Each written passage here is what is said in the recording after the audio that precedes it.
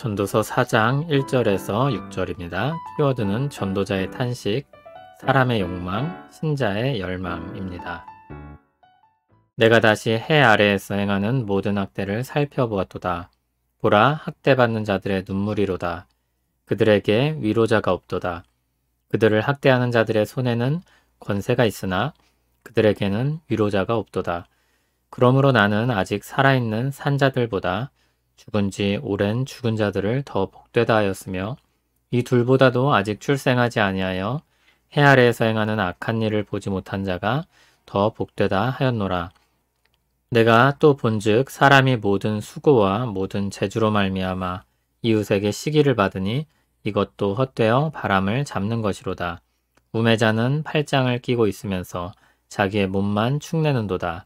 두 손에 가득하고 수고하며 바람을 잡는 것보다 한 손에만 가득하고 평온함이 더 나으니라. 아멘. 전도서는 긴 탄식시 같은 느낌을 받습니다. 세상을 관찰하면서 느낀 아픔과 슬픔을 지혜자로서 탄식하고 있는 것입니다. 특히 잠언 바로 뒤에 배치돼서 잠언에서 말했던 바른 삶의 방식과 하나님께서 갚으실 것에 대한 기대가 더욱 대비됩니다.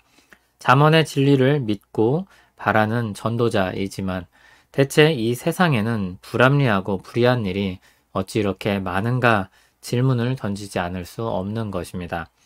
그가 해 아래에서 일어난 일을 계속해서 관찰합니다. 학대가 있는데 학대받는 자들을 위로할 사람이 없습니다. 학대하는 자들의 손에 권세가 있기 때문입니다.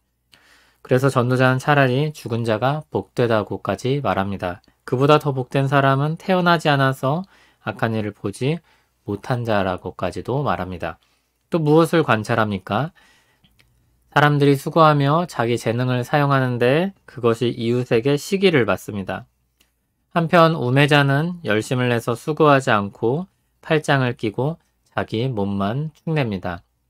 정반대로 너무 열심히 일해서 두 손 가득히 가질 것을 기대하면서 일하는 사람도 있습니다. 전도자는 이 부분을 어떻게 끝맺습니까? 두 손에 가득하고 수고하고 바람을 잡는 것처럼 헛되이 살아가는 것보다 한 손에만 가득하고 평온하게 사는 것이 더 낫다고 합니다. 이 부분을 읽으면 다른 부분도 그런 느낌이 들지만 투덜거리다가 그냥 적당히 살자는 결론을 내리는 것처럼 들립니다. 전도자는 무엇을 하고 있습니까? 전도자는 세상의 죄악된 실상을 관찰하며 있는 그대로를 드러내고 그 아래 감춰진 죄를 파헤치고 있습니다. 죄성에 사로잡힌 사람의 마음은 욕망으로 꿈틀댑니다. 그래서 그것이 어떻게 나타납니까? 권력을 가졌을 때 힘을 휘둘러 사람들을 학대합니다. 자신이 우위에 있음을 확인하고 자기 뜻대로 힘을 마음대로 사용합니다. 말 그대로 못 볼 꼴인 것입니다. 그래서 차라리 보지 못하는 것이 낫다고 했습니다. 또 죄악된 욕망이 어떻게 나타납니까? 시기로 나타납니다.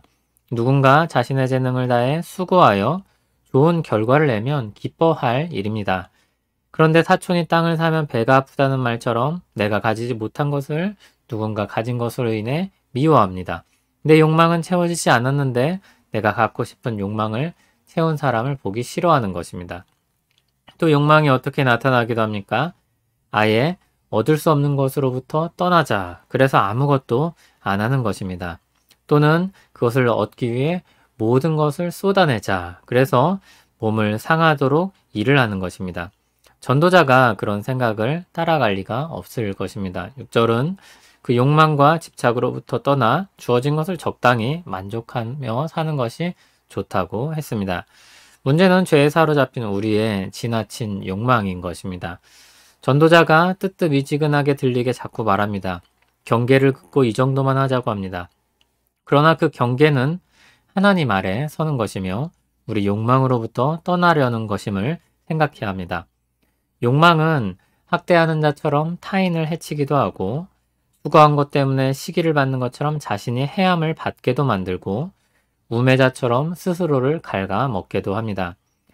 두 손에 가득하기 위해 미친 듯이 일해서 스스로를 갉아먹게도 합니다. 거기서 떠나 하나님 주신 삶의 자리에서 수고하여 그것을 누리며 평안히 사는 것이 좋다는 것입니다. 그래서 일반적으로 말하는 중도와 다릅니다. 일반적으로 말하는 중도는 기준이 없습니다. 상대적으로 어느 적당한 지점을 찾는 것입니다. 그러나 여기서의 중도는 하나님이 절대적인 기준이 되시며 죄악으로 인한 욕망이 부차적인 기준이 됩니다. 하나는 따를 기준이고 다른 하나는 벗어나야 할 기준입니다. 평안은 주님 안에서 살아가는 데서 얻을 수 있습니다. 주님 안에서만 안식할 수 있다는 어거스틴의 말은 무비자연과는 다른 것입니다. 주님 안에서 성실히 살아가되 지나친 욕심을 부리지 않는 것입니다. 오늘 일이 있으면 그것으로 감사하고 오늘 10이 주어지면 그것으로 기뻐하는 것입니다. 변하지 않는 것은 어떤 상황에서도 하나님이 함께 하신다는 것입니다. 우리를 사랑하신다는 것입니다. 그것이 사도 바울의 기쁨이었습니다. 언제나 어느 곳에서나 하나님이 변하지 않으신다는 것입니다. 그 사랑의 역사가 모든 것을 뚫고 복음이 전해지게 만들고 자신과 함께 하신 하나님을 발견하게 합니다. 부에도 처하고 가난에도 처할 수 있는 비결은 해탈의 경지에 이른 것이 아닙니다. 주 안에서 언제나 감사하고 기뻐할 수 있는 것입니다. 그 중심에는 자신과 함께 하시는 하나님, 자신을 사랑하시는 하나님이 계십니다. 한 가지 더 생각할 것이 있습니다. 이 세상을 향한 탄식입니다. 전도자는 세상의 죄악된 현실을 보고 고개를 돌려 외면하지 않습니다. 그것을 직시하고 폭로하고 한탄합니다. 물론 전도서 글의 성격 때문에 기도로 이어지지는 않습니다만 우리는 수많은 시편 기자들과 함께 죄악된 현실을 놓고 함께 아파하며 탄식하고 기도해야 할 것입니다. 그리고 할 수 있는 일이 있다면 그것을 위해 수고해야 할 것입니다. 오늘은 욕망에 대한 주제로 전도서를 정리해 봅니다. 여러분의 욕망은 어디에 뿌리를 내리고 있습니까? 하나님께 뿌리 내린 열망은 우리 자신과 타인을 살릴 수 있는 것입니다. 우리를 사랑하시는 하나님 감사합니다. 하나님을 향한 열망을 가지고 살게 하시니 감사합니다. 냉랭하게 살지 않게 하시고 헛된 뜨거움으로 살지 않게 하옵소서. 주신 것에 대한 감사를 잃어버리지 않게 하시고 오늘의 기쁨을 누리며 살게 하옵소서. 탄식할 현실 앞에서 기도하고 할 수 있는 일을 하게 하옵소서. 예수님의 이름으로 기도합니다. 아멘.